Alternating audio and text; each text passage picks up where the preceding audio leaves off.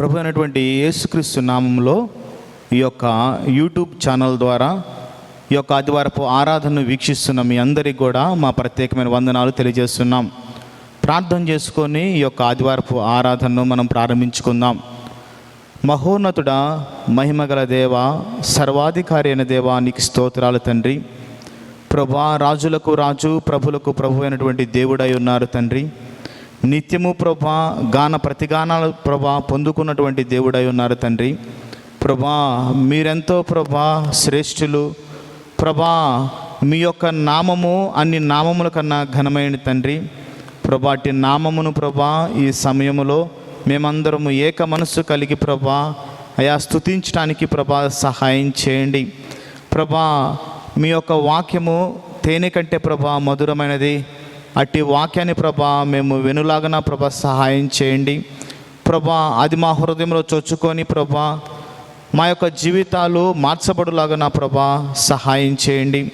ప్రభా, మీ యొక్క వాక్యము చేత మా జీవితాలు కట్టుకునేలాగా ప్రభా సహాయం చేయండి. ప్రభా, మా యొక్క మనసు, మా యొక్క హృదయము ప్రభా మీ మీద ఉండులాగా ప్రభా సహాయం చేయండి. ప్రభా, పాటల ద్వారా మీకు మహిమ వచ్చులాగా ప్రభా సహాయం చేయండి. ప్రభా, ఈ సమయమును ప్రభా మీ ఆధీనంలో తీసుకొని ఈ యొక్క యూట్యూబ్ ప్రభా ఛానల్ ద్వారా వీక్షిస్తున్నటువంటి ఈ ఆరాధనను ప్రభా ప్రతి ఒక్కరి జీవితాల్లో ఆత్మీయంగా బలపడటానికి సహాయం చేయండి. ప్రభా, మీరు సహాయం చేస్తారని నమ్ముచు నజరేయుడైన యేసుక్రీస్తు నామములో అడిగి వేడుకుంటున్నాము తండ్రి, ఆమేన్. ప్రభు అయిన యేసుక్రీస్తు నామమునకు స్తోత్రములు. ఈ యొక్క ఆదివారపు ఆరాధనలో భాగంగా మనం మన పాటల పుస్తకంలో నుంచి 34వ పాట అయినటువంటి రండి ఉత్సాహించి పాడుదము, రక్షణ దుర్గము మన ప్రభువే. వాక్యం చెప్పినట్లుగా సంతోషంతో ఉన్నవాళ్ళు పాటలు పాడతారు. అలాగే మనం సంతోషంతో పాటలు పాడుకుందాం. ఎందుకంటే మన రక్షణ దుర్గము, మన ఆశ్రయ దుర్గము దేవుడే గనక, మన ప్రభువే గనక ఆయనను కూర్చి స్తుతిస్తూ పొగడుచు పాటలు పాడుకుంటాం. అందరూ కలిసి రండి ఉత్సహించి పాడుదాం.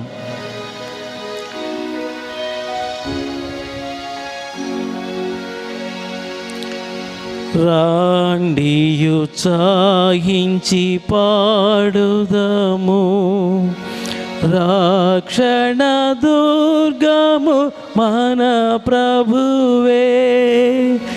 రాండి ఉత్సాహించి పాడుదము, రక్షణ దుర్గము మన ప్రభువే. రాండి కృతజ్ఞత స్తోత్రముతో రారాజు సన్నిధి కేగుదము. సత్ప్రభు నామము కీర్తనలన్ సంతోషగానము చేయుదము. రాండి ఉత్సాహించి పాడుదము, రక్షణ దుర్గము మన ప్రభువే. మన ప్రభువే మహాదేవుండు, ఘనమహాస్యము గల రాజు. భూమ్యాగాధపులోయలను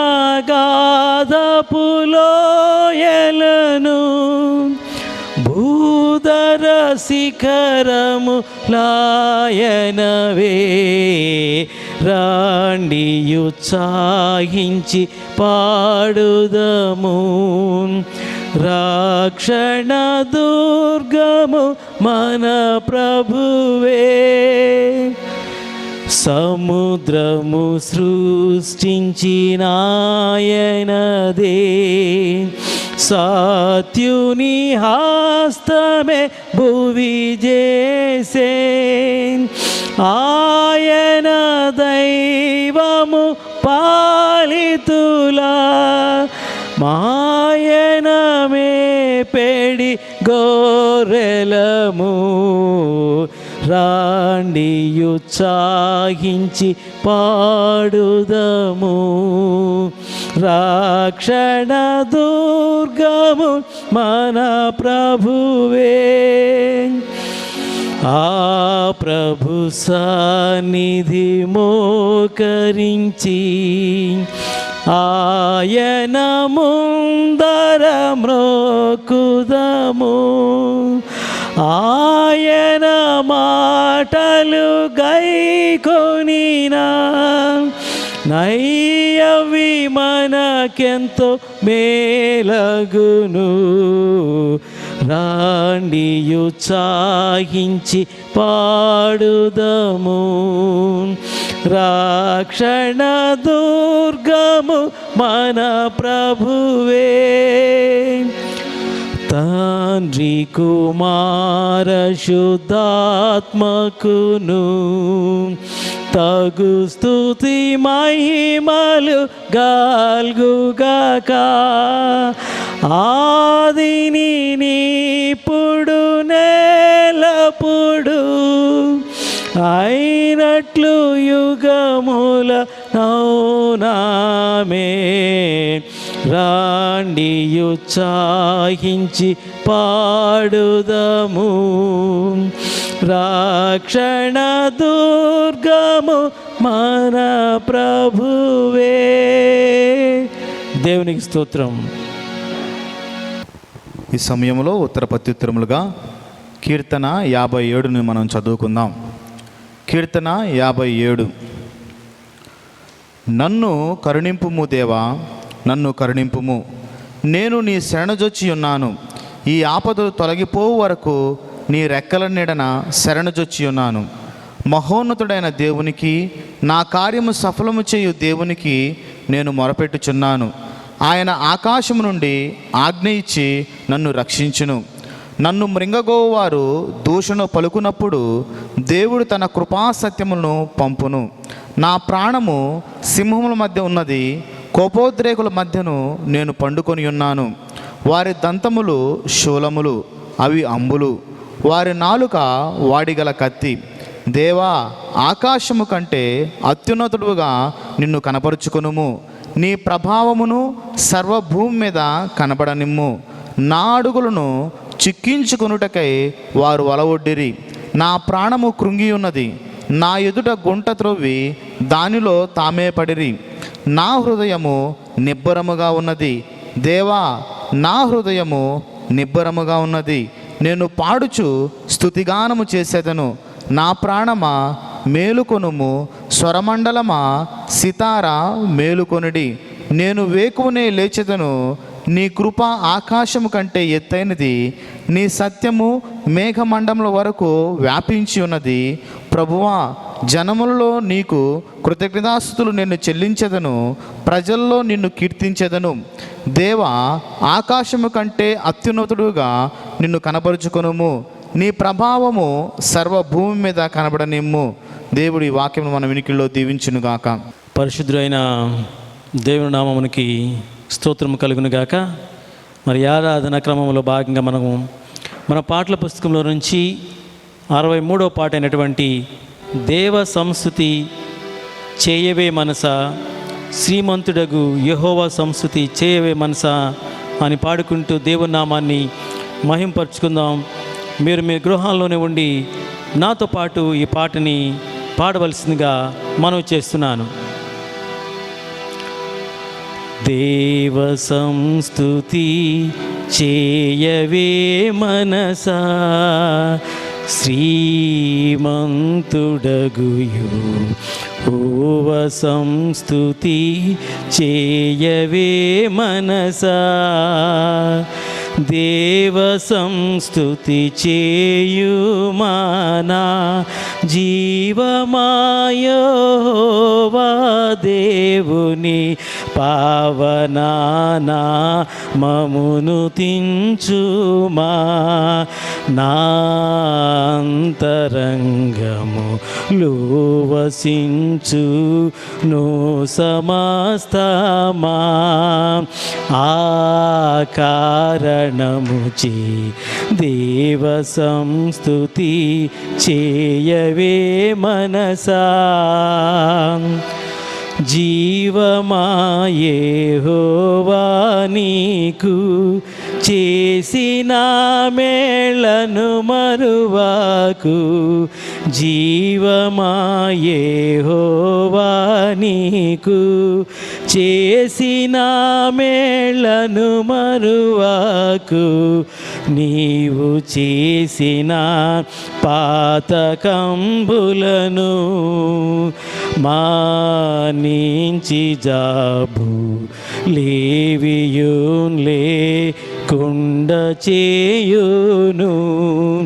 ఆ కారణముచి దేవ సంస్తుతి చేయవే మనసా. చావుగోతి నుండి నిన్ను లేవనెత్తి దయను కృపను.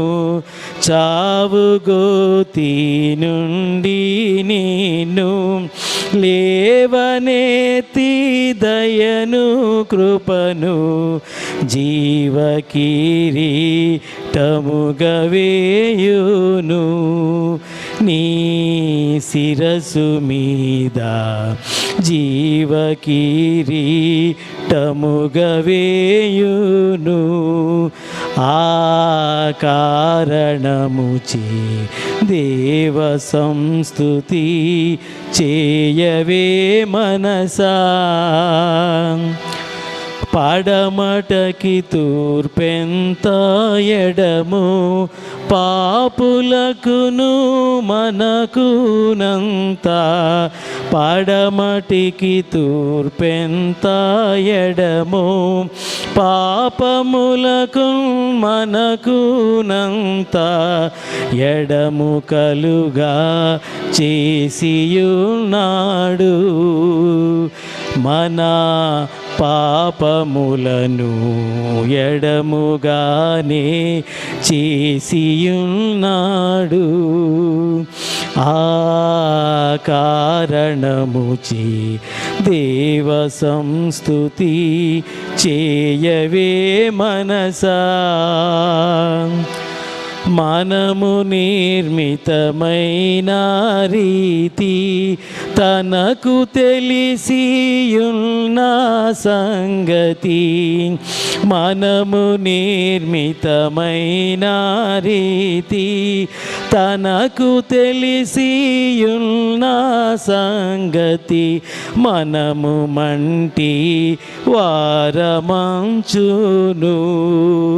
జ్ఞాపకము చేసి కొనుచు కరుణా చూపుచుండును. ఆ కారణముచే దేవ సంస్తుతి చేయవే మనసా. పరమదేవ నిబంధనాజ్ఞల్ భక్తితో గైకొను జనులకు. పరమదేవ నిబంధనాజ్ఞల్ భక్తితో గైకొను జనులకు. నిరతమును కృపా నిలచియుండును. యెహోవా నీతి తరములాపే లలకు నుండును. ఆ కారణముచే దేవ సంస్తుతి చేయవే మనసా. దేవునికి స్తోత్రం కలుగును గాక. Praise the lord. ప్రభువైన యేసుక్రీస్తు నామములో మీ అందరికి వందనములు. మత్తయి సువార్త 6వ అధ్యాయము 31 నుంచి 34 వరకు చదువుకుందాం. మత్తయి సువార్త 6వ అధ్యాయము 31 నుంచి 34 వరకు. కాబట్టి ఏమి తిందుమో, ఏమి త్రాగుదుమో, ఏమి ధరించుకొందుమో అని చింతింపకుడి. అన్యజనులు వీటన్నిటి విషయమై విచారింతురు. ఇవన్నీ మీకు కావాలనని మీ పరలోకపు తండ్రికి తెలియను. కాబట్టి మీరు ఆయన రాజ్యమును నీతిని మొదట వెదకుడి, అప్పుడు అవన్నీ మీకు అనుగ్రహింపబడును. రేపటిని గూర్చి చింతింపకుడి, రేపటి దినము దాని సంగతులను గూర్చి చింతించును. ఏనాటి కీడు ఆనాటికి చాలును. దేవుడి వాక్యమును దీవించును గాక.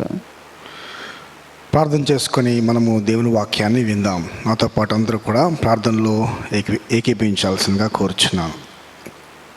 స్తుతులకు పాత్రుడా, స్తోత్రార్హుడా,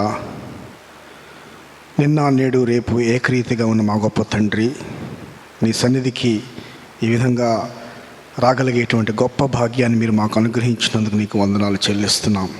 స్తుతులకు పాత్రుడా, కృపా సత్య సంపూర్ణుడా, నాయనా, నీవు ఎల్లప్పుడూ వ్యాజ్యమాడు వాడవు కావు నాయనా. నీవు ప్రేమించేటువంటి దేవుడవు, ప్రేమామయుడవు నాయనా. మేము నిన్ను ప్రేమించుతమి అని కాదు, కానీ నీవే మమ్మల్ని ప్రేమించి మా పాపములకు ప్రాయశ్చిత్తంగా నీ యొక్క కుమారుని ఈ యొక్క లోకంలోనికి పంపించినందుకు నీకు వందనాలు, స్తుతులు, స్తోత్రాలు చెల్లిస్తున్నాం ప్రభువా. నీవు ప్రేమామయుడు ప్రభువా. నాయన దీనులను, దరిద్రులను, నాయన మరి విధవరాళ్లను, అనాథలను నాయన ఆదరించేటువంటి గొప్ప దేవుడు ప్రభువా. తండ్రి, ఆత్మీయంగా మేము చనిపోయినటువంటి పరిస్థితుల్లో ఉన్నప్పుడు ప్రభువా, మీరు మమ్మల్ని ఆదరించి, మమ్మల్ని కనికరించి, మా మీద జాలి చూపించి, జిగటగల దొంగ ఊబిలో మేము చిక్కుకొని పోతున్నప్పుడు ప్రభువా, మమ్మల్ని రక్షించటానికి నీ ప్రియ కుమారుడిని పంపించి ఆయన ద్వారా మీరు మమ్మల్ని మీ సొత్తుగా, మీ బిడ్డలుగా, మీ యొక్క వారసులుగా మార్చుకున్నందుకు మీకు వందనాలు, మీకు స్తుతులు, స్తోత్రాలు చెల్లిస్తున్నాం నాయనా. ఈ యొక్క విచిత్రమైనటువంటి పరిస్థితుల్లో మేము సంఘముగా కూడి మిమ్మల్ని ఆరాధించలేనటువంటి పరిస్థితుల్లో ప్రభువా, మీ నామాన్ని టెక్నాలజీ ద్వారా మీరు ఘనపరుచుకుంటున్నందుకు మీకు వందనాలు చెల్లిస్తున్నాం. అనేక మంది నీ యొక్క వాక్యాన్ని వీక్షించేటువంటి అవకాశాన్ని మీరు వారందరికీ కూడా ఇచ్చినందుకు మీకు స్తుతులు, స్తోత్రాలు చెల్లిస్తున్నాం ప్రభువా. నీ యొక్క వాక్యం ద్వారా మీరు మాతో మాట్లాడండి. నీ యొక్క వాక్యము మా పాదములకు దీపము, మా త్రోవకు వెలుగు. నీ యొక్క వాక్యము ద్వారా మేము బలపడలాగున, నీ యొక్క వాక్యం ద్వారా మా యొక్క హృదయాలు కోయబడలాగున, నీ యొక్క వాక్యం ద్వారా నీకు లోబడులాగున, నీ యొక్క వాక్యం ద్వారా నీ యొక్క కుమారుని యొక్క స్వరూపంలోనికి మార్చబడలాగున మీరు మాకు సహాయం చేయండి. మా సంఘాన్ని మీరు జ్ఞాపకం చేసుకోండి నాయన. సంఘంలో ఉన్నటువంటి ప్రతి బిడ్డను మీరు జ్ఞాపకం చేసుకోనండి. వారి అవసరతలను మీరు తీర్చండి. మేమందరము కూడా మొదట నీ యొక్క రాజ్యమును, నీ నీతిని వెదికేటువంటి నీ శిష్యులుగా ఉండులాగున మీరు మాకు సహాయం చేయండి. మా యొక్క జీవితాల్లో ఉన్నటువంటి ఆ యొక్క ఆందోళనను, అవిశ్వాసాన్ని, అపనమ్మకాన్ని తొలగించండి. మా ప్రభువా, మా తండ్రి, ఈ దినాన మా యొక్క పాపములను మీ ఎదుట ఒప్పుకుంటున్నాం ప్రభువా. మా పాపములను మేము కప్పుకోకుండా మా పాపములను నీ ఎదుట ఒప్పుకుంటున్నాం ప్రభువా. నీ కుమారుని యొక్క పవిత్రమైనటువంటి రక్తములు మమ్మల్ని కడగండి, మమ్మల్ని పవిత్రీకరించండి, మాకు నిరీక్షణ అనుగ్రహించండి.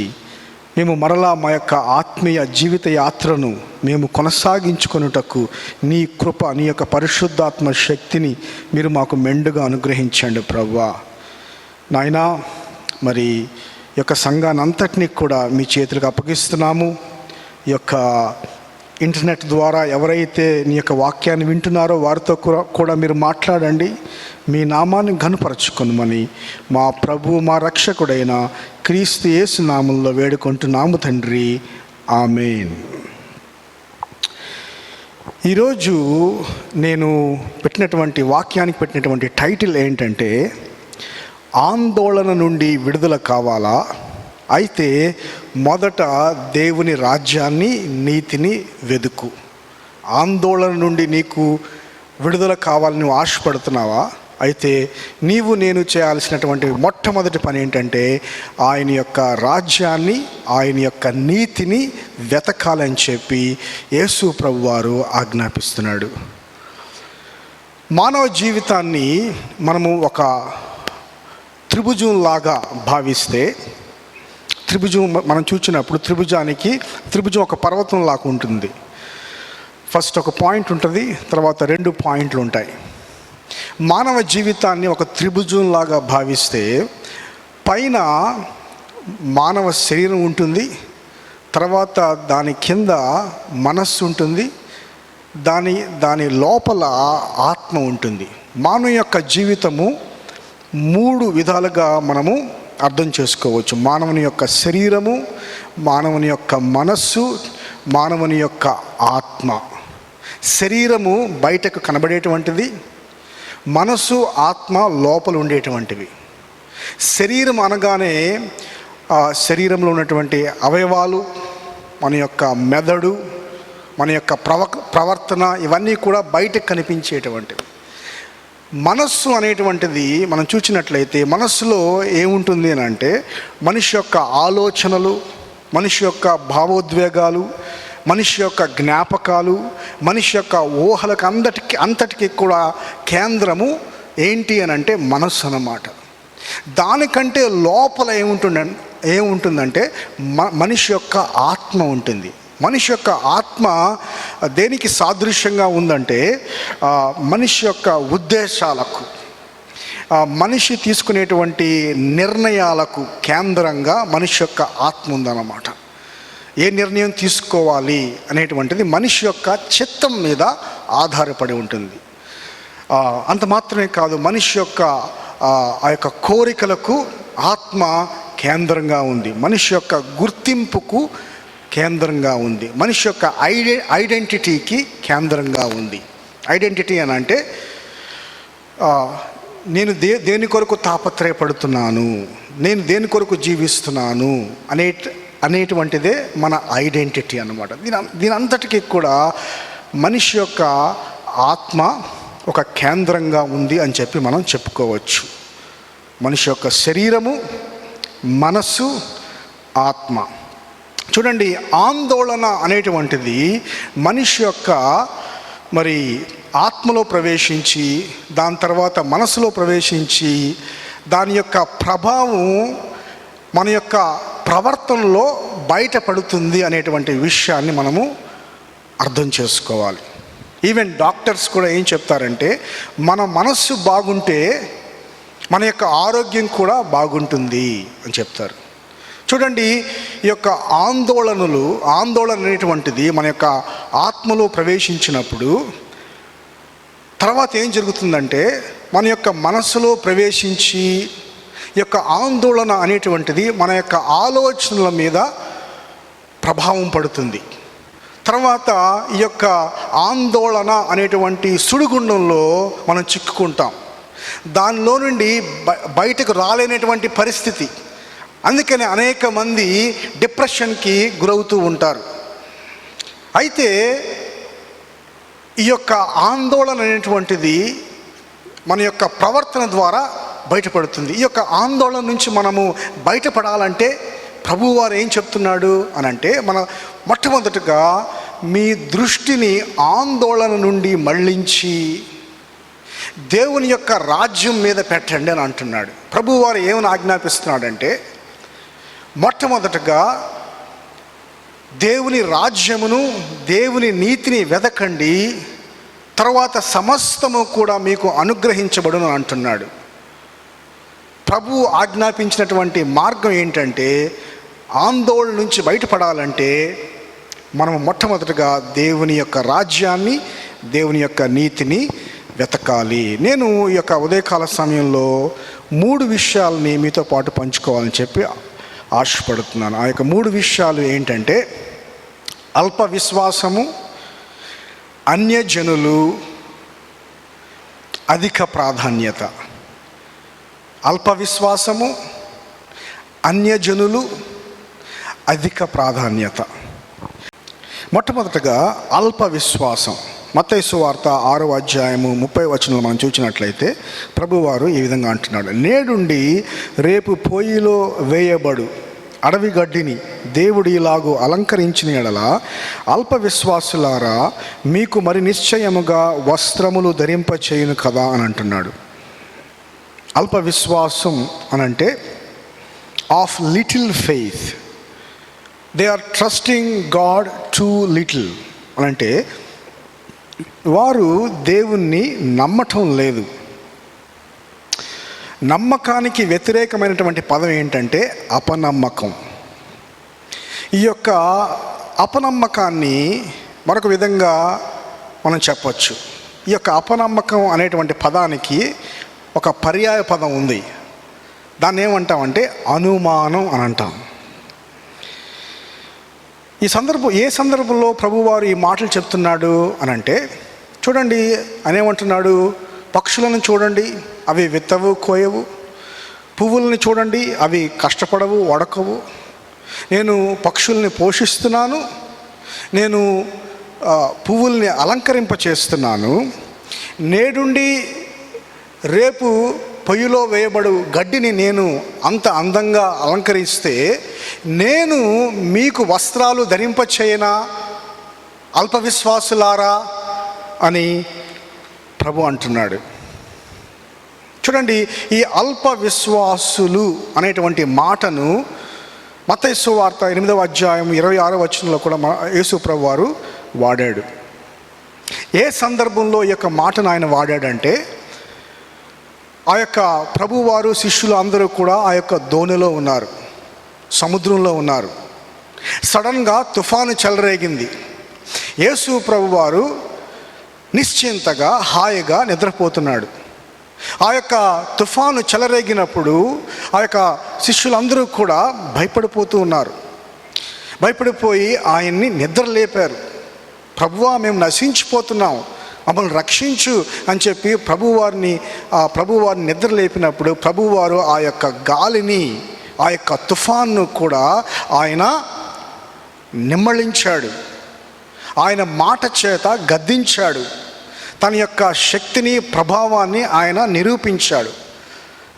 ఆ సందర్భంలో ప్రభువారు ఏమంటున్నాడంటే, అల్ప విశ్వాసులారా మీరు ఎందుకు భయపడుతున్నారు అని చెప్పని అంటున్నాడు. మరి మత్తయి సువార్త 8వ అధ్యాయంలో అల్ప విశ్వాసానికి భయానికి ఉన్నటువంటి సంబంధాన్ని మనం చూస్తున్నాము. ఇప్పుడు మత్తయి సువార్త 6వ అధ్యాయంలో అల్ప విశ్వాసానికి ఆందోళనకు ఉండేటువంటి సంబంధాన్ని మనం చూస్తున్నాము. చూడండి, ఈ యొక్క అపనమ్మకమే దేవుణ్ణి అనుమానించడానికి దారితీస్తుంది.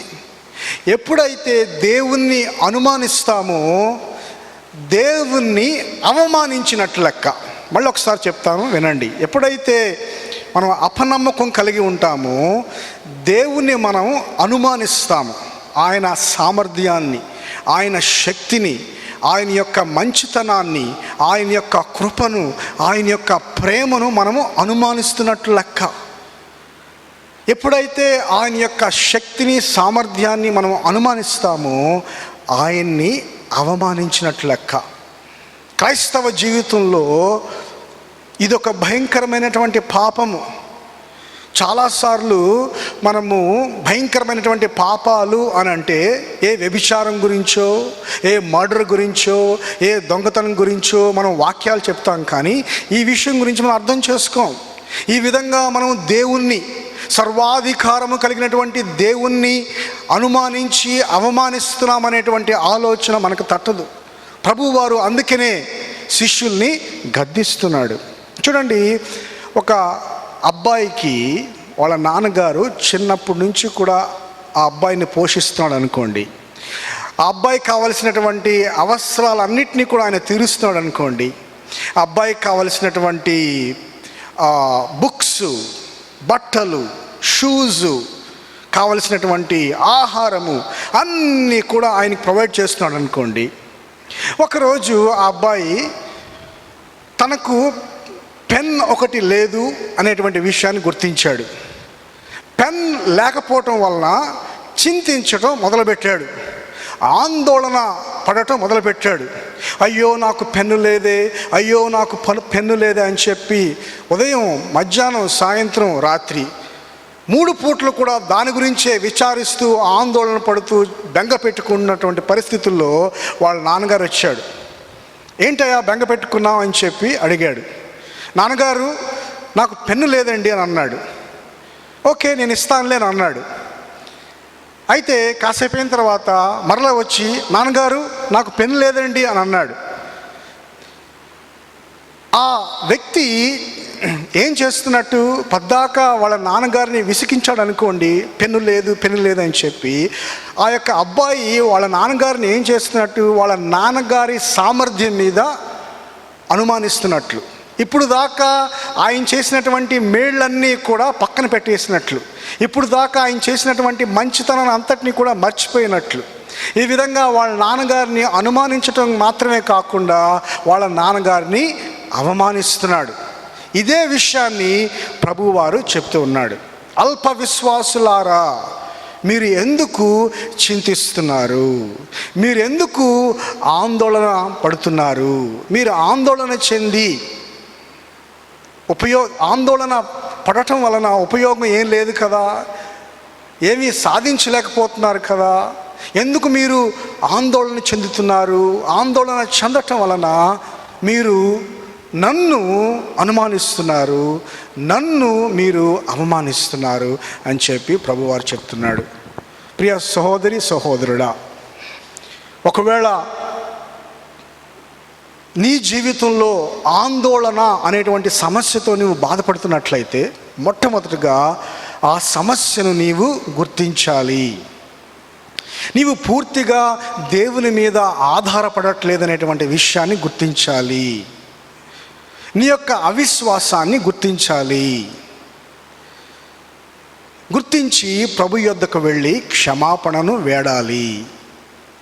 ఆయన దగ్గరికి వచ్చి వారిని ఆయన ఎంత మాత్రము త్రోసివేయడు. ప్రభువా, నాకు విశ్వాసాన్ని అనుగ్రహించండి, నాకు పరిపూర్ణమైనటువంటి నమ్మకాన్ని అనుగ్రహించండి. చూడండి, అల్ప విశ్వాసం అని అంటే వీళ్ళకి రక్షణ లేదు అని అర్థం కాదు. వీళ్ళందరూ కూడా రక్షించబడినటువంటి వాళ్ళే. అయినప్పటికీ కూడా చిన్న చిన్న విషయాల పట్ల వాళ్ళు ఎంతో గాబరా పడుతున్నారు, వాళ్ళు ఎంతో కంగారు పడుతున్నారు.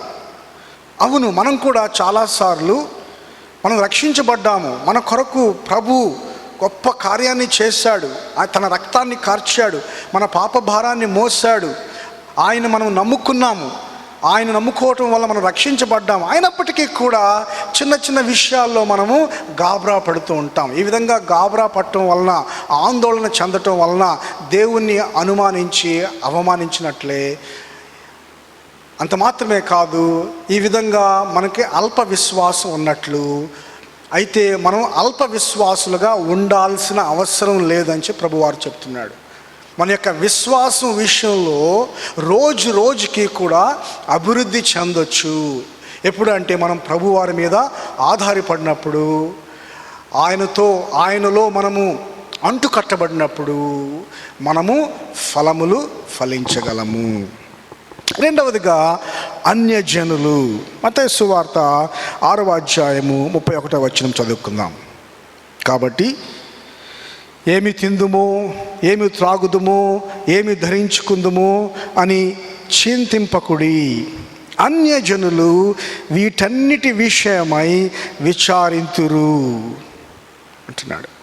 అన్యజనులు అనేటువంటి మాటను ప్రభువారు ఇక్కడ ఉపయోగిస్తున్నాడు. ఎవరు ఈ అన్యజనులు అని అంటే గ్రీకు దేశస్థులు, రోమా దేశస్థులు, రోమీయులు. వీళ్ళందరూ కూడా విగ్రహారాధికులు. ప్రభువారు భూమి మీద ఉన్నప్పుడు ఇశ్రాయేలు దేశము రోమా దేశపు అధికారము క్రింద ఉన్నది. వాళ్ళందరూ కూడా విగ్రహారాధికులు. వారు విగ్రహాలని పూజించేటువంటి వాళ్ళు, వారికి గృహదేవతలు ఉండేటువంటి వాళ్ళు, వాళ్ళు తమ యొక్క పితరులను కూడా వాళ్ళు పూజించేటువంటి వాళ్ళు.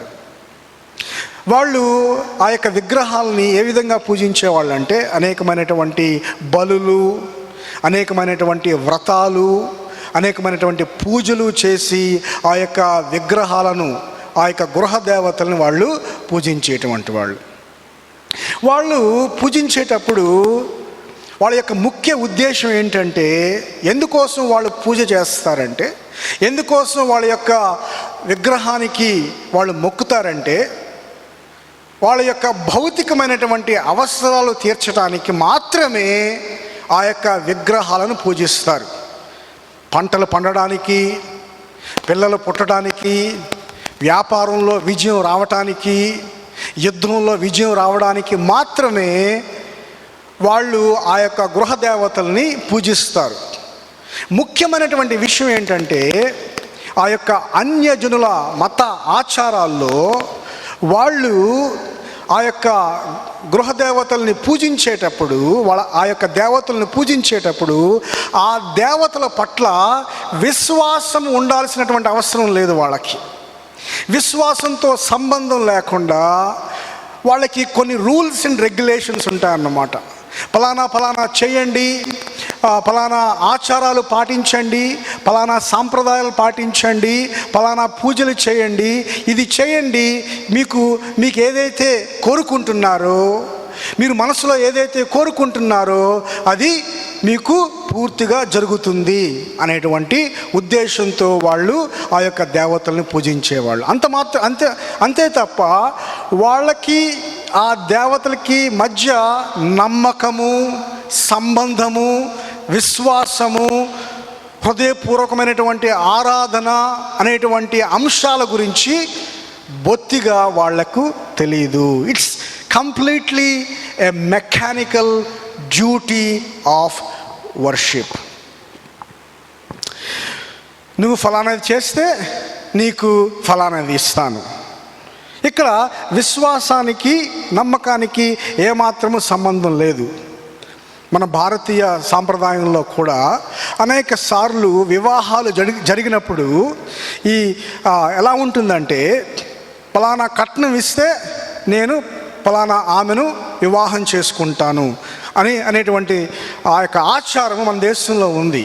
ఆ యొక్క వ్యక్తితో సంబంధం లేకుండా, ఆ వ్యక్తి ఎవరో ఏంటో తెలియకుండా, కేవలము ఆర్థిక సంబంధమైనటువంటి లావాదేవీల వలన మన భారతదేశంలో సర్వసాధారణంగా వివాహాలు చేసుకుంటారు. వ్యక్తితో సంబంధం లేకుండా కూడా అనేక మంది వివాహాలు చేసుకుంటారు. అలాగే చాలామంది వాళ్ళ యొక్క దేవుణ్ణి కూడా ఈ యొక్క ఆర్థిక సంబంధమైనటువంటి లావాదేవీలతో కూడినటువంటి ఆ యొక్క వ్యవహారంగా భావిస్తారు. చూడండి, విశ్వాసము వేరు, ఈ యొక్క వ్యాపార ధోరణితో జరిగేటువంటి ఆ యొక్క లావాదేవీలు వేరు. ఇది అన్యజనుల విశ్వాసం, అన్యజనుల ఆచారాలు. అన్యజనుల ముఖ్య ఉద్దేశం ఏంటంటే భౌతికమైనటువంటి అవసరాలు తీర్చుకోవటం. అందుకని ప్రభువారు ఏమన్నాడు, ఏమి త్రుందుమో, ఏమి త్రాగుదమో, ఏమి ధరించుకుందుమో అనేటువంటిదే వాళ్ళ యొక్క ముఖ్య ఉద్దేశం. వాళ్ళ యొక్క ముఖ్య ఉద్దేశం ఏంటంటే, ఈ లోకంలో మనం ఉన్నాము, మనం దేనికి ఉన్నాము అంటే మన యొక్క కోరికలు తీర్చుకోవడానికి ఉన్నాము.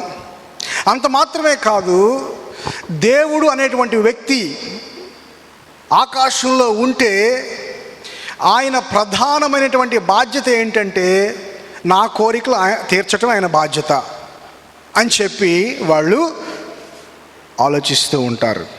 కానీ దేవుని వాక్యం ఏం చెప్తుంది, ప్రభువారు ఏం చెప్తున్నాడు అనంటే, మొదట దేవుని రాజ్యాన్ని, ఆయన నీతిని వెదకండి. మనమున్నది మన కోరికలు తీర్చుకోవడానికి కాదు, కానీ మనమున్నది ఆయన్ని ఆరాధించటానికి, ఆయన్ని స్తుతించటానికి, ఆయన్ని ఘనపరచటానికి, ఆయన యందు ఆనందించటానికి, ఆయన యొక్క వాక్యాన్ని ప్రకటించటానికి. ఇందుకోసమే మనం ఉన్నది. అంతే తప్ప మన కోరికలు తీర్చుకోవడానికి కాదు. అంత మాత్రమే కాదు, దేవుడు ఉంది మన కోరికలు తీర్చడానికి కాదు. దేవుడు మన కోరికలు తీర్చేటువంటి ఒక మాంత్రికుడు కాడు, ఒక యంత్రం కాదు. చూడండి, దేవుని కోసం మనం తప్ప మన కోసం దేవుడు కాదండి. మనము దేవునికి లోబడాలి. అదే విశ్వాసం అంటే. చూడండి, ఈవెన్ ఇన్ క్రిస్టియానిటీలో ఈ రోజుల్లో కొంతమంది పాస్టర్లు ఏమని బోధిస్తున్నారంటే, దేవుణ్ణి నమ్ముకో, నీకు మంచి జరుగుద్ది, నీకు అనేకమైనటువంటి ఆశీర్వాదాలు వస్తాయి, లేకపోతే బాప్తీసం తీసుకో, నీకు మేలు జరుగుద్ది అని చెప్పి అనేక మందిని ప్రలోభ పెడుతున్నారు. చూడండి, వాస్తవంగా 73వ కీర్తన మీరు చదివినట్లయితే అక్కడ కీర్తనాకారుడు ఏమంటాడంటే, భక్తిహీనులకు వారికి యాతన లేదు, మరణ యాతన లేదు, భక్తిహీనులకు బాధలు లేవు, దుఃఖం లేదు.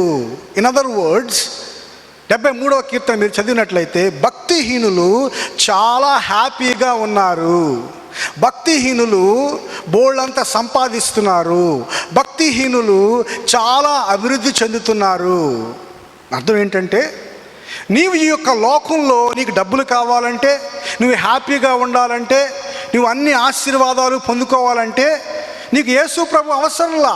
యేసు ప్రభుతో సంబంధం లేకుండా కూడా నీవు అనేకమైనటువంటి ఈ యొక్క భౌతిక సంబంధమైనటువంటి ఆ యొక్క విషయాల్ని పొందుకోవచ్చు. అఫ్కోర్స్ ఇచ్చేది ఆయనే.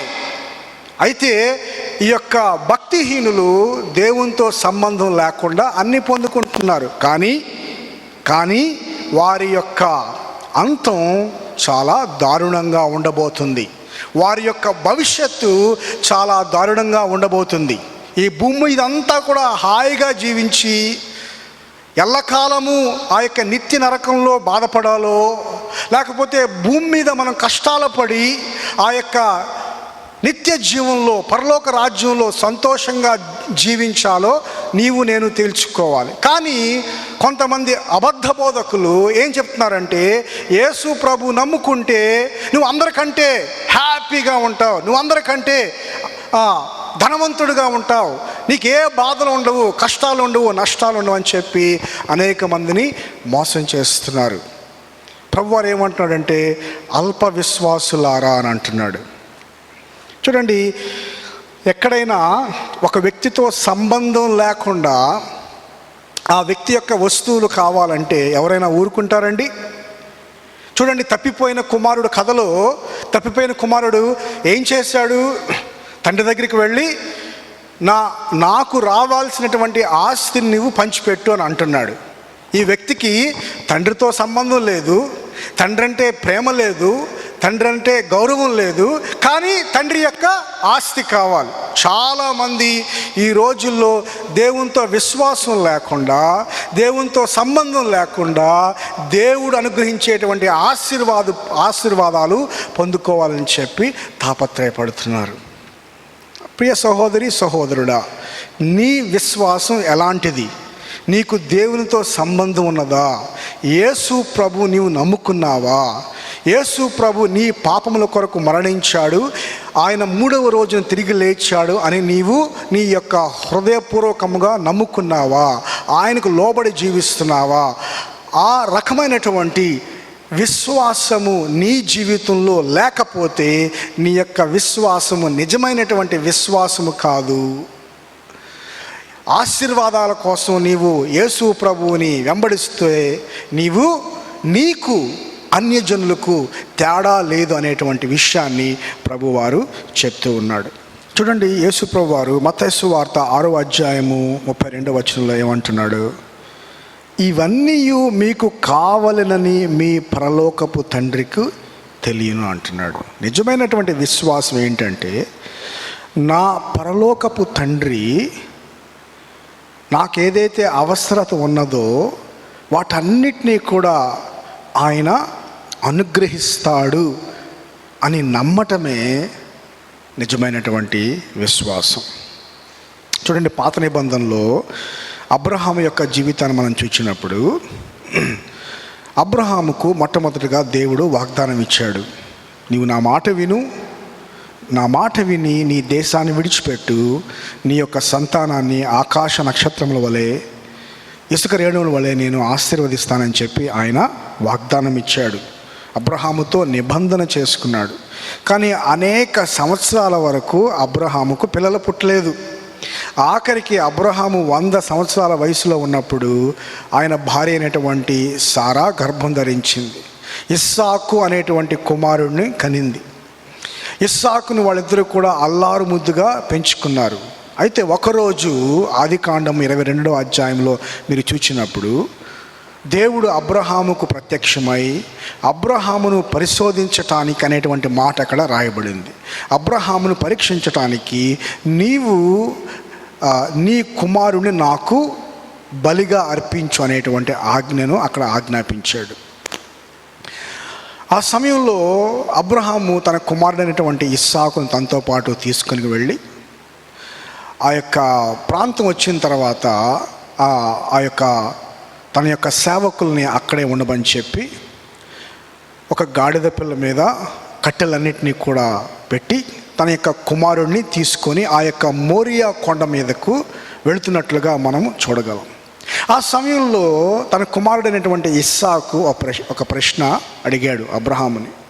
ఏమన్నాడంటే, నాయన, మనం బలి అర్పించడానికి వెళుతున్నాం, కానీ గొర్రెపిల్ల ఏది అని చెప్పి అడిగాడు. ఆ ప్రశ్నకు అబ్రహాము అద్భుతంగా సమాధానం ఇచ్చాడు. 22వ అధ్యాయము ఆదికాండం 22వ అధ్యాయము 8వ వచనంలో ఆయన ఏమన్నాడంటే, నా కుమారుడా, దేవుడే దహన బలికి గొర్రె పిల్లను చూచుకొనును. God will provide.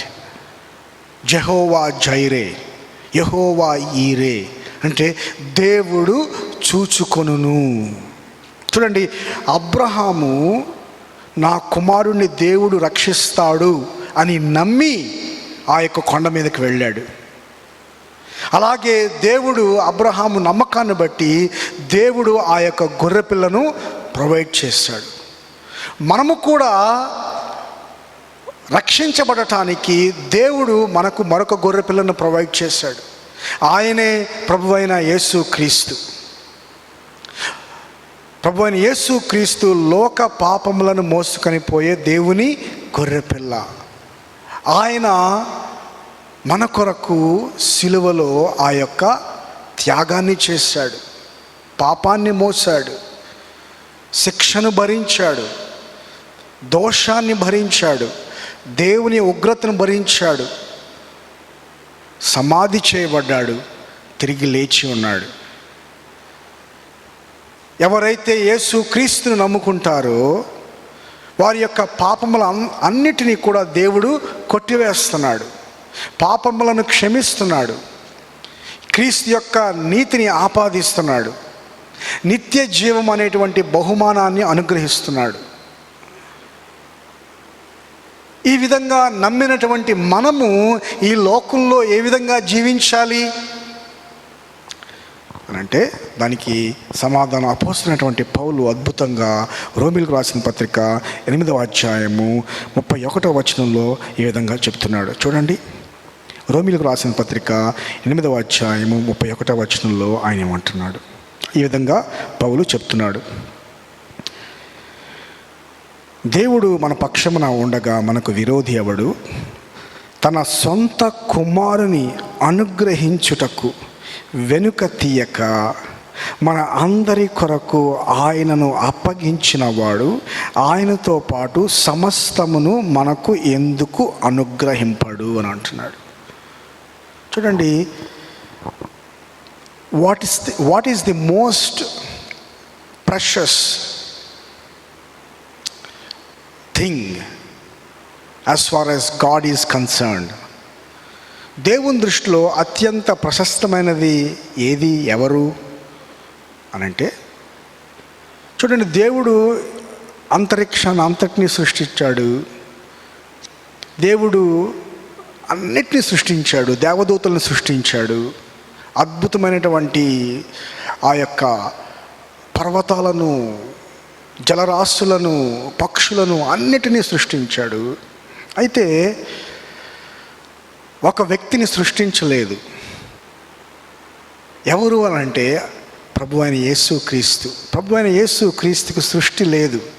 ప్రభువైన యేసుక్రీస్తు ఎప్పుడు కూడా దేవునితో పాటు ఉన్నాడు. ఆయనకి ఆరంభం అంటూ ఏదీ లేదు. దేవునితో పాటు ఉన్నాడు.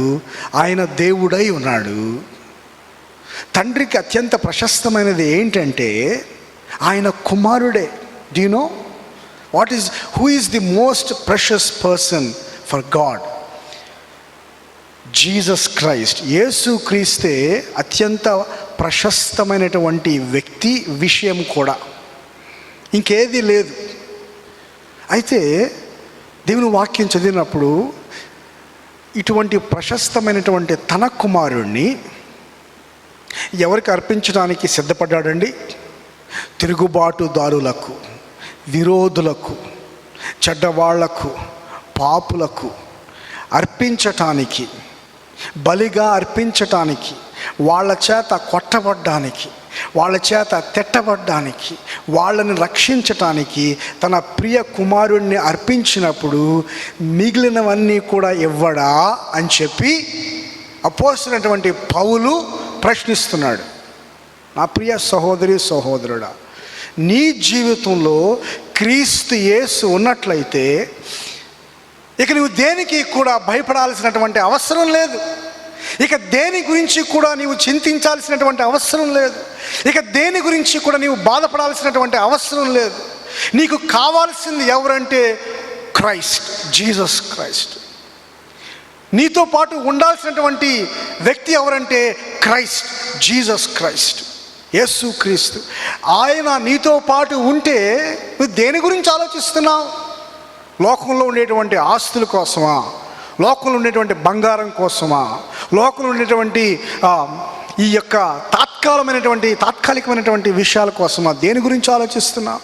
చూడండి, దేవుడు పక్షుల్ని పోషిస్తున్నాడు, పువ్వుల్ని అలంకరిస్తున్నాడు. అంతకంటే ముఖ్యంగా తన ప్రియ కుమారుడైనటువంటి క్రీస్తును అనుగ్రహించటానికి ఆయన వెనుక తీయలేదు. అనుగ్రహించి మన మీద తన ప్రేమను చాటించుకున్నాడు. అలాంటి దేవుణ్ణి మనం అనుమానిస్తే, అలాంటి దేవుణ్ణి మనము నమ్మకపోతే, అలాంటి దేవుడు నాకు సహాయం చెయ్యుడు అని నీవు బెంగ పెట్టుకొని నీవు జీవిస్తే ఆయన్ని అవమానించినట్లు కాదా అని చెప్పి ప్రభువారు ప్రశ్నిస్తున్నాడు. అందుకనే ప్రభువారు ఏమంటున్నాడంటే, మొట్టమొదట నువ్వు చేయాల్సింది ఏంటంటే, మొదట దేవుని రాజ్యాన్ని వెతుకు, మొదట ఆయన నీతిని వెతుకు, తర్వాత అన్నీ కూడా దేవుడు నీకు అనుగ్రహిస్తాడు అని చెప్పి అంటున్నాడు. కనుక మన యొక్క ఫస్ట్ ప్రయారిటీ ఏంటంటే, ఈ లోకంలో దాని వెనకాల పరిగెట్టడం, దీని వెనకాల పరిగెట్టడం, దాన్ని కోరుకోవటం, దీన్ని కోరుకోవటం కాదు. మొట్టమొదటిగా ఆయన యొక్క రాజ్యాన్ని కోరుకోవాలి, ఆయన యొక్క రాజ్యాన్ని వెతకాలి, ఆయన రాజ్యం కొరకు జీవించాలి. అప్పుడు మనకి ఏదైతే అవసరమో మన పరమ తండ్రి సమస్తాన్ని కూడా అనుగ్రహిస్తాడని చెప్పి ఆయన తన వాక్యంలో తెలియజేస్తున్నాడు. ఆఖరిగా మూడవదిగా అధిక ప్రాధాన్యత. మత్తయి సువార్త 6వ అధ్యాయం 33వ వచనంలో ప్రభువారు ఏమంటున్నాడంటే, మొదట ఏమంటున్నాడంటే, కాబట్టి మీరు ఆయన రాజ్యమును నీతిని మొదట వెదకుడి, అప్పుడు అవన్నీ మీకు అనుగ్రహింపబడును అని అంటున్నాడు. మొదట అనంటే సమస్తము అని అర్థం. ఈ కాంటెక్స్ట్లో మనం చూసినట్లయితే సమస్తము అని అంటున్నాడు అని అర్థం అన్నమాట. రెండవదిగా కాబట్టి అనేటువంటి మాటని ఇక్కడ ప్రభువారు వాడుతున్నాడు. దాని అర్థం ఏంటంటే, ప్రభువారు ఎందుకు మనము ఆందోళన పడకూడదో కారణాలు చెప్పాడు. పక్షుల్ని చూడండి, పువ్వుల్ని చూడండి, మీరు చింతించటం వలన మీ యొక్క హైట్, మీ యొక్క ఎత్తును కూడా మీరు పెంచుకోలేరు, మీరు ఎందుకు చింతిస్తున్నారు అని చెప్పి ఆయన మనల్ని ప్రశ్నిస్తున్నాడు. ఇవన్నీ కారణాలు చెప్పాడు. కారణాలు చెప్పిన తర్వాత ఇప్పుడు ఆయన ఆజ్ఞాపిస్తున్నాడు. ఏమని ఆజ్ఞాపిస్తున్నాడు అనంటే, మొదట దేవుని రాజ్యాన్ని, ఆయన నీతిని వెదకనని చెప్పి ఆయన ఆజ్ఞాపిస్తున్నాడు. చూడండి, ప్రభు ఎవరు అంటే రాజులకు రాజు, ప్రభువులకు ప్రభువు, సర్వాధికారము కలిగినటువంటి, సార్వభౌమ అధికారము కలిగినటువంటి ప్రభువు. చూడండి, సార్వభౌమ అధికారం కలిగినటువంటి ప్రభువులు ఈ లోకంలో ఆజ్ఞలు విధిస్తారు తప్ప కారణాలు చెప్పరు. వాళ్ళు ఏం చెప్తారంటే, నువ్వు ఫలానాది చెయ్యి, నువ్వు ఫలానాది తీసుకొని రా, నువ్వు అక్కడికి వెళ్ళు అని చెప్తారు తప్ప ఆ యొక్క దాసులు, సేవకులు ఎందుకు వెళ్ళాలి మహారాజా, ఎందుకు తీసుకొని రావాలి మహారాజా అని ఎవరు కూడా ప్రశ్నించరు. రాజుగారు చెప్తే చేయాల్సిందే. కానీ ఈ యొక్క మహారాజు కారణం చెప్తున్నాడు. చూడండి, ఇక్కడ దేవుని యొక్క మంచితనాన్ని చూడండి, దేవుని యొక్క ఆ యొక్క ప్రేమను చూడండి. మొట్టమొదటిగా కారణాలు చెప్పిన తర్వాత ఆయన ఆజ్ఞాపిస్తున్నాడు. అయినప్పటికీ కూడా ఆయన ఆజ్ఞకు లోబడకపోతే దానికి వెల ఎవరు చెల్లించుకోవాలి? ఒకసారి మీరు ఆలోచించండి. కాబట్టి అని చెప్పి ఆయన చెప్తున్నాడు. అంత మాత్రమే కాదు, ఇక్కడ ఏమంటున్నాడు? మొట్టమొదటిగా దేవుని రాజ్యాన్ని మీరు వెదకండి అని అంటున్నాడు. వెదకుట అంటే దాని అర్థం ఏంటంటే విచారణ చేయుట, ఎంక్వైరీ చేయుట, ఎంతో ఆసక్తితో వెదకుట, సెర్చింగ్ ఫర్ ఇట్ డిలిజెంట్లీ. అంత మాత్రమే కాదు, దానికోసమే తీవ్రమైనటువంటి తృష్ణ కలిగి ఉండటం. చూడండి, దేవుని రాజ్యము అనేటువంటిది ఎప్పుడు మొదలయ్యింది అని అంటే మార్క్సు వార్త 1వ అధ్యాయం 15వ వచనంలో మనం చూసినప్పుడు ప్రభువారు ఏమంటున్నాడంటే కాలము సంపూర్ణమైనది, దేవుని రాజ్యము సమీపించి ఉన్నదని అంటున్నాడు. మత్తయి సువార్త 12వ అధ్యాయం 28వ వచనంలో మనం చూసినట్లయితే ప్రభువారు ఏమంటున్నాడంటే ఈ యొక్క దయ్యాలని వెళ్ళగొట్టుట ద్వారా దేవుని యొక్క రాజ్యము ఆరంభమైంది అని చెప్పి ఆయన అంటున్నాడు. యేసు ప్రభు ఎప్పుడైతే శరీరధారిగా యొక్క లోకానికి వచ్చాడో ఆ రోజునే దేవుని యొక్క రాజ్యము ఆరంభమైంది. చూడండి, రాజ్యంలో రాజు ఉంటాడు. యేసు ప్రభు ఆ యొక్క రాజ్యానికి రాజు. ప్రకటన గ్రంథము 19వ అధ్యాయము 16వ వచనంలో మనం చూసినట్లయితే యోహాన్ ఏమంటున్నాడంటే యేసు ప్రభు ప్రభువులకు ప్రభు, రాజులకు రాజు, Jesus Christ is the king of kings and the Lord of lords అని అంటున్నాడు. ఈ రాజు యొక్క రాజ్యాన్ని మీరు వెతకండి అని అంటున్నాడు. ఈ యొక్క రాజు యొక్క రాజ్యాన్ని వెతకండి అని అంటే అర్థం ఏంటి అని అంటే మొట్టమొదటిగా యేసు ప్రభువును రాజుగా గుర్తించుట, రెండవదిగా ఆయనకు లోబడుట, మూడవదిగా ఆయన యొక్క రాజ్యం కొరకు ఎదురు చూచుట, వెదకుట. ఆయన యొక్క రాజ్యం కొరకు ఎదురు చూచుట, వెతకుట. చూడండి, మొట్టమొదటిగా ఆయన్ని రాజుగా గుర్తించుట. మై డియర్ ఫ్రెండ్, యేసు ప్రభువును రాజుగా నీవు గుర్తించావా? నీ జీవితానికి రాజుగా గుర్తించావా? లేకపోతే నా జీవితానికి నేనే రాజును అని చెప్పి అనుకుంటున్నావా? ఒకవేళ నా జీవితానికి నేనే రాజును అని అనుకుంటే ఈరోజే నీ యొక్క పాపాన్ని ఒప్పుకో. మన జీవితానికి మనం రాజులం కాదు, మన జీవితానికి మనం ప్రభువులం కాదు, మన జీవితాన్ని మనకిష్టం వచ్చినట్లుగా నడిపించుకోవడానికి వీల్లేదు. మనకు ఒక రాజు ఉన్నాడు. ఆయన ఆర్డినరీ, సాధారణమైనటువంటి రాజు కాదు.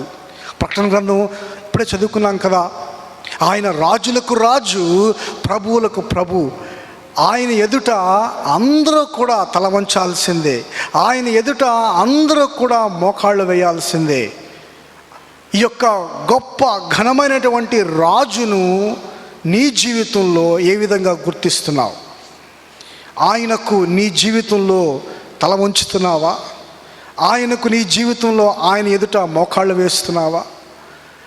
ఆయనకు నీ జీవితంలో అవును ప్రభువా, నీవే నా జీవితానికి రాజు, నీవే నా జీవితానికి ప్రభువు, నీ చిత్తమే నా చిత్తము, నాకంటూ ప్రత్యేకమైనటువంటి కోరికలేం లేవు, నీ కోరికలే నా కోరికలు, నీ ఆశయాలే నా ఆశయాలు, నీ వాక్యమే నాకు శ్రేయస్కరమైనది, నేను నీకు లోబడాలని చెప్పి ఆశపడుతున్నాను అని చెప్పి నీవు ఆలోచిస్తున్నావా?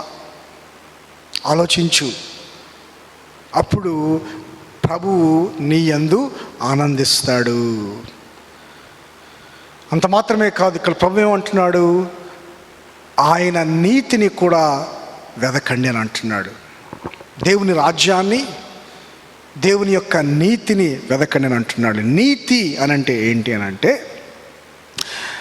ఒక ప్రమాణము. ఏ ప్రమాణాన్ని ఆధారం చేసుకొని దేవుడు తన నిర్ణయాలను తీసుకుంటాడో దానినే నీతి అని అంటాం అన్నమాట.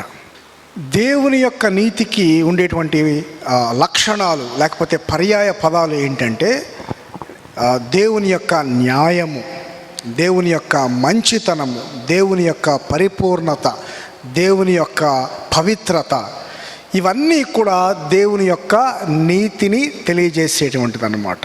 అర్థం ఏంటంటే నీతి అనంటే కరెక్ట్గా ఉండటం, పరిపూర్ణంగా ఉండటం. అందుకనే కీర్తనాకారుడు 89వ కీర్తన 14వ అధ్యాయంలో ఈ విధంగా అంటున్నాడు, నీతి న్యాయములు నీ సింహాసానికి ఆధారములు అని అంటున్నాడు. నీతి న్యాయము చూడండి, నీతి న్యాయము అనేటువంటివి రెండు విడదీయలేనటువంటి పదాలు.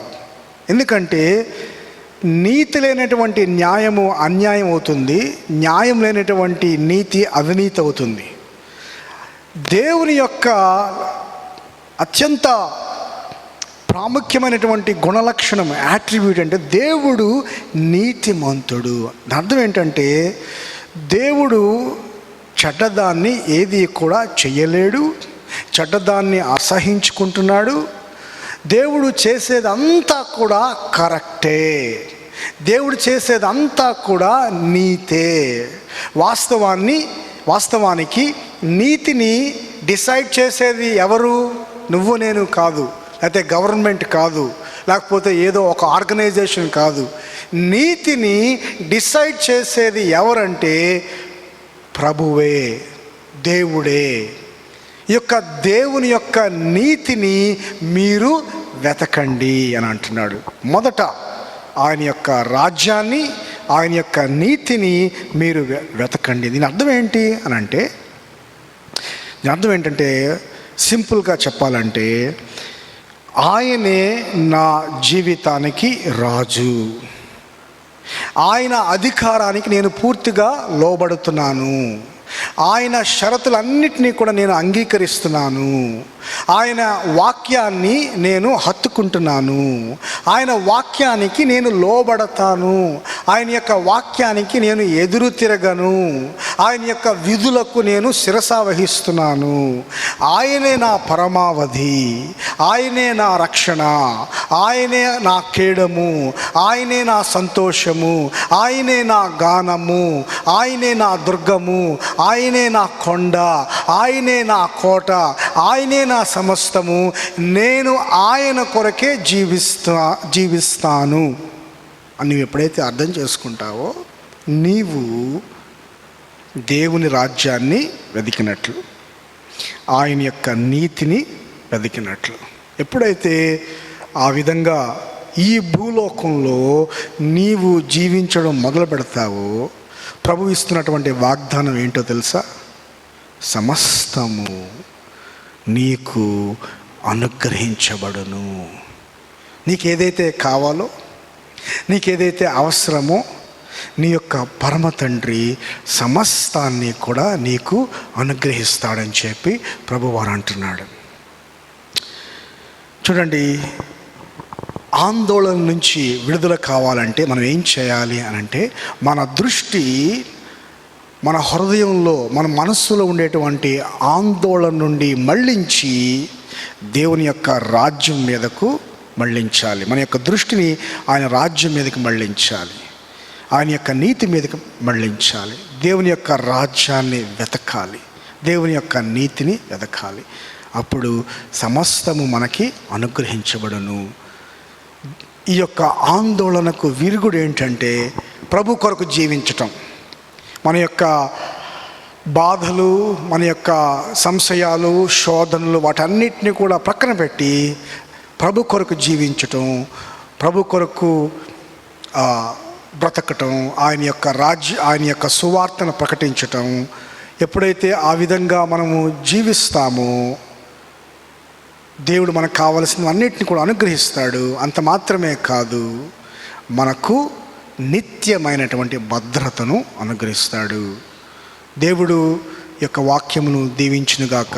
నాతో పాటు మీరు ప్రార్థనలో ఏకీభవించాల్సిందిగా కోరుచున్నాను. ప్రార్థన చేసుకుందాం. కృపా సత్య సంపూర్ణుడా, స్తుతులకు పాత్రుడా, స్తోత్రార్హుడా, నాయనా, నీ యొక్క రాజ్యమును, నీ నీతిని వెతికేటువంటి నీ కృపను మాకు అనుగ్రహించండి. మా యొక్క బాధలు, మా యొక్క ఆశయాలు, మా యొక్క కోరికలు మేము తీర్చుకోవడానికి ఈ యొక్క లోకంలో జీవించకుండా, ఈ లోకంలో వాటిని తీర్చుకోవడానికి ఆరాటపడకుండా నీ యొక్క రాజ్యము కొరకు, నీ మహిమ కొరకు, నీ సువార్త కొరకు మేము జీవించుటకు నీ కృప మాకు అనుగ్రహించమని ఈ యొక్క వాక్యాన్ని వీక్షించేటువంటి వారందరికీ తోడుగా ఉండమని మా ప్రభువు మా రక్షకుడైన క్రీస్తు యేసు నామములో వేడుకుంటున్నాము తండ్రి. ఆమేన్. తండ్రి ప్రేమ, ప్రభువైన యేసు క్రీస్తు కృప, పరిశుద్ధాత్మ అన్యోన్య సహవాసము ఈ యొక్క వాక్యాన్ని వీక్షించేటువంటి బిడ్డలందరికీ ఇప్పుడు ఎల్లప్పుడూ సదాకాలము తోడే ఉండునుగాక. ఆమేన్.